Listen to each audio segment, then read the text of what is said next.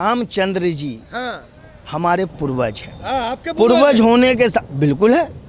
अरे हम तो उन्हीं के वंशज हैं, उन्हीं के खून है जो ब्राह्मण क्षत्रिय राजपूत कहलाते थे। हम तो उन्हीं के वंशज हैं। हमारी संस्कृति सभ्यता भारतीयता बदल नहीं सकती।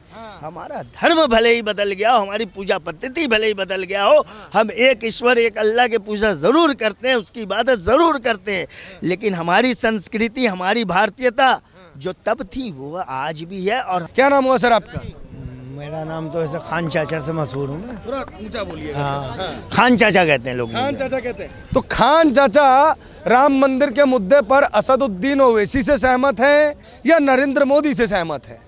मैं देखो किसी से सहमत नहीं अच्छा। कि 500 वर्षों की तपस्या के बाद हाँ ये दिन आज आया, जी। बड़ी अति हर्ष और खुशी की बात है। लेकिन आपने ये कहा कि कुछ लोग कहते हैं कि हम ये भूलेंगे नहीं।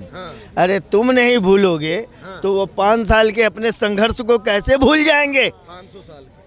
500 साल के अपने संघर्ष को वो कैसे भूल जाएंगे? वो भी तो याद रखेंगे। तुम भूलने और याद करने की बात करते हो। किस बात पे? किस बात पे तुम भूलने याद करने की बात करते हो?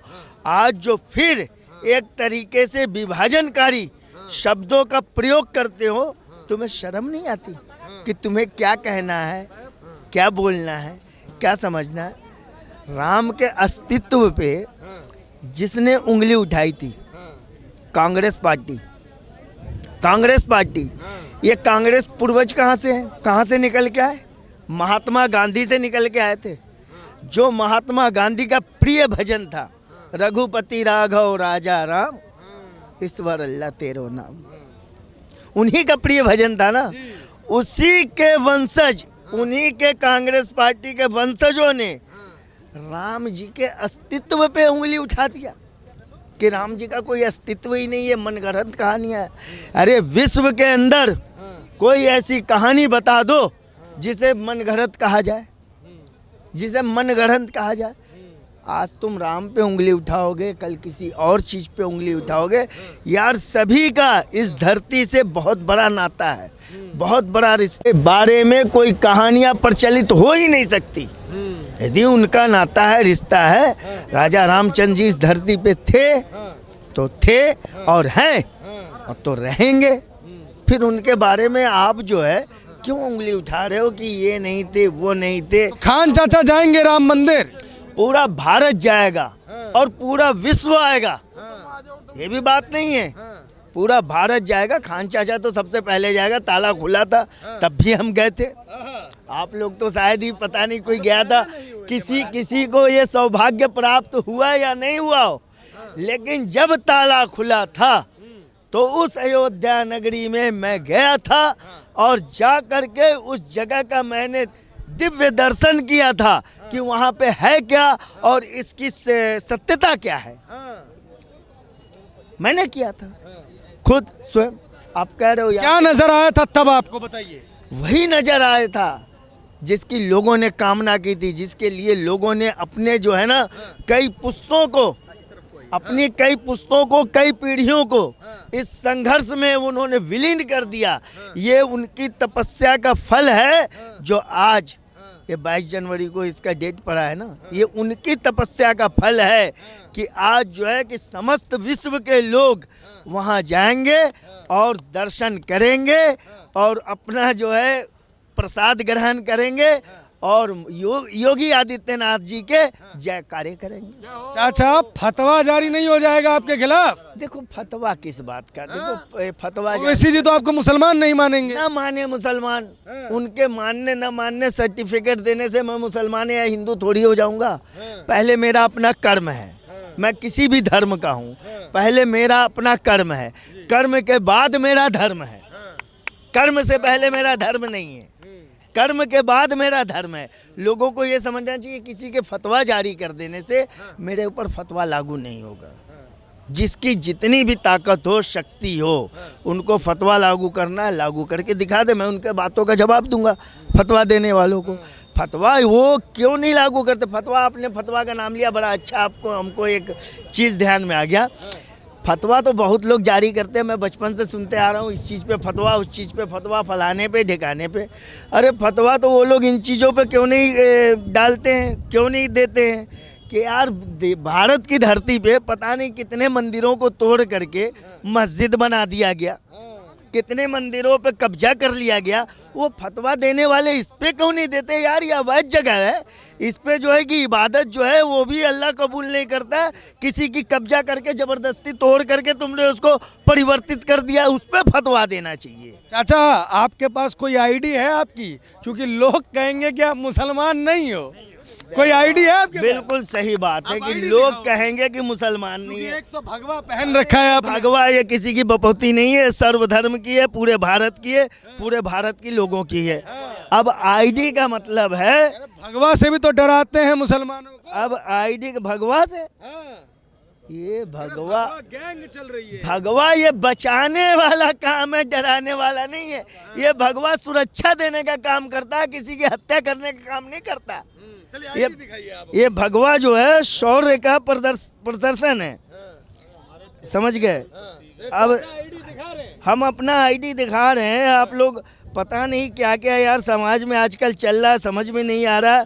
लोग जो है कि एक दूसरे पे विश्वास ही नहीं करते कि यार क्या है। अगर हम किसी के विरोध में बोल दें तो पता चला कि भैया ये कौन सा यार आदमी है, भगवा हुआ पहन के जो है कि बड़ा बुराई कर रहा है। ये देखना भाई, ये है हमारी आईडी। दिखाओ भाई।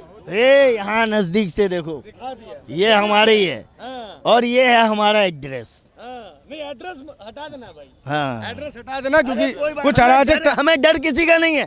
एड्रेस पूरा देखो, हमारी जगह पे पहुंचो। यदि मैं कोई शब्द गलत कहूं तो भाई उस पर आपत्ति जताओ, लेकिन मैं सत्यवादी हूँ। कई लोग आज भी बाबर को बहुत आइडियलाइज करते हैं, बहुत पूजते हैं, आप क्या कहोगे इस पे?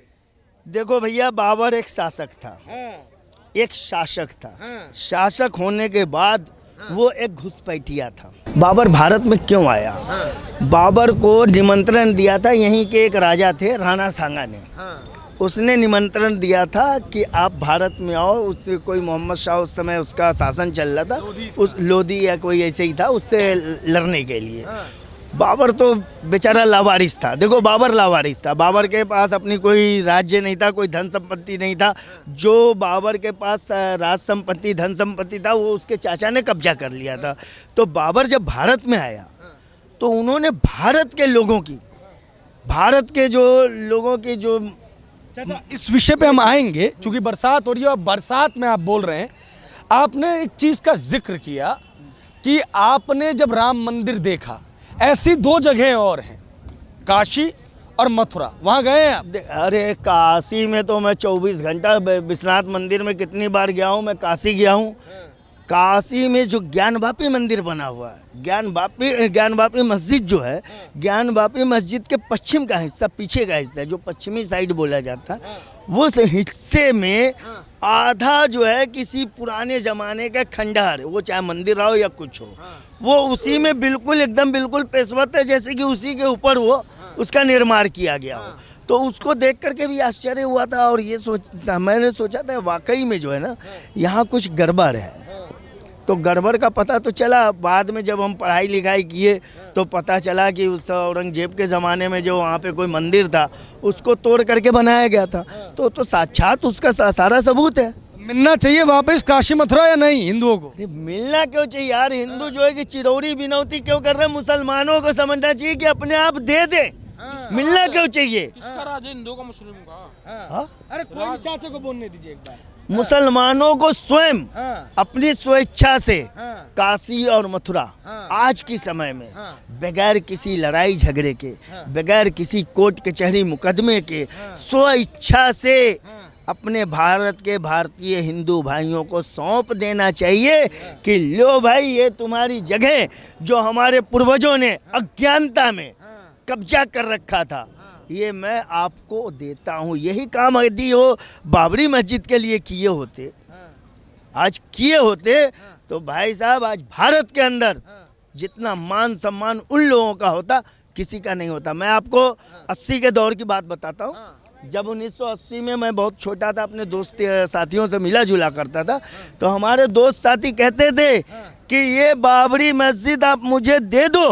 हिंदू समुदाय जो है कि बड़ा ही विनती चरोरी कर करके बोलता था कि इस बाबरी मस्जिद से भी कहीं ज़्यादा कीमती, खूबसूरत, आलीशान मस्जिद मैं अपने पैसों से बनवा के आप लोगों को दूंगा, ये आप दे दो।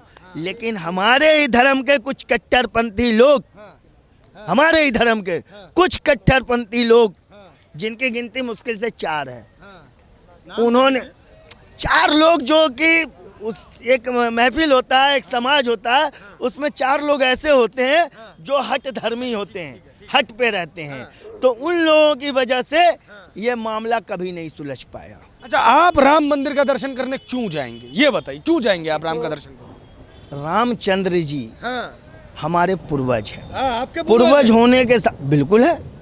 अरे हम तो उन्हीं के वंशज हैं, उन्हीं के खून है, जो ब्राह्मण, क्षत्रिय, राजपूत कहलाते थे, हम तो उन्हीं के वंशज हैं। हमारी संस्कृति, सभ्यता, भारतीयता बदल नहीं सकती। हमारा धर्म भले ही बदल गया हो, हमारी पूजा पद्धति भले ही बदल गया हो, हम एक ईश्वर, एक अल्लाह की पूजा ज़रूर करते हैं, उसकी इबादत ज़रूर करते हैं, लेकिन हमारी संस्कृति, हमारी भारतीयता जो तब थी वो आज भी है और सदैव रहेगी।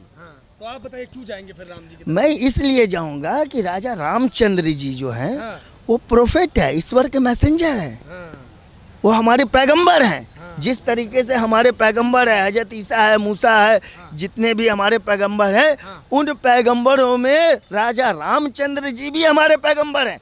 लेकिन बहुत से लोग इस चीज़ को मानने को राजी नहीं है। अब बरसात तेज हो गई है, आपसे किसी दिन और बात की जाएगी, लेकिन बरसात में जो एक मुस्लिम भाई ने भगवान रामचंद्र पर बोला है, वो उन कट्टरपंथियों के मुंह पर तमाचा है जो आज भी राम मंदिर के नाम पर इस देश के हिंदू और मुसलमानों की एकता को तोड़ना चाहते हैं और एक बार फिर अपनी गंदी राजनीति को चमकाना चाहते हैं।